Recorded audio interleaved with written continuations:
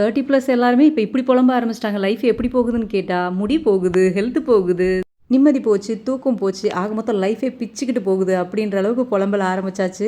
நாம புலம்புறதால எதுவுமே இங்க சரியாக போறதில்லங்க. நம்ம ஹெல்த்துக்கு என்ன பெஸ்ட்டோ அத சாப்பிடுறதால எல்லாமே கொஞ்சம் கொஞ்சமா க்யூர் ஆக ஆரம்பிச்சிடும்.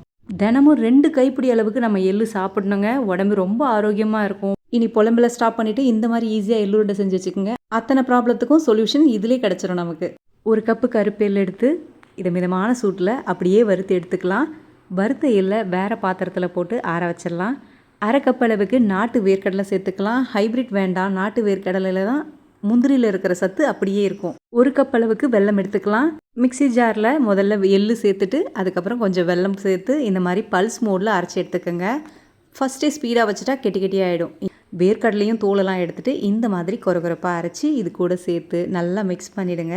வேர்க்கடலை, எள்ளு, வெல்லம் எல்லாமே நல்லா கலந்துட்டு இதை உருண்டை பிடிக்க ஆரம்பிச்சிடலாம். உருண்டை பிடிக்க சூப்பராக வருங்க. ஏன்னா எள்ளில் எண்ணெய் இருக்கும், அதனால் நல்லா உருண்டை பிடிக்க வரும். இந்த மாதிரி உருண்டை பிடிச்சி வச்சுக்கோங்க.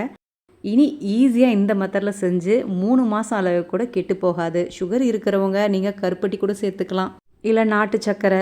அதுவும் இல்லை அப்படின்னா நீங்கள் பேரிச்சம்பழம் கூட சேர்த்து இந்த மாதிரி லட்டு பிடிச்சி வச்சுக்கோங்க. தினமும் 2 தான் சாப்பிடணும், அதுக்கு மேலே அதிகமாக சாப்பிடக்கூடாது. ஓவர் கூலிங் அது ரொம்ப ஆசையாக இருக்கும், எடுத்து எடுத்து சாப்பிடணும்னு தோணும். ஆனால் இருந்தாலும் கண்ட்ரோல் பண்ணிவிட்டு 2 தான் சாப்பிடணும். என்ன இனிமேல் நம்ம உடம்பை பார்த்துக்க ஆரம்பிக்கலாமா? எனக்கு லைக் பண்ணி கமெண்ட் பண்ணுற ஒவ்வொருத்தருக்கும் தேங்க்ஸ் அ லாட்ஸ்.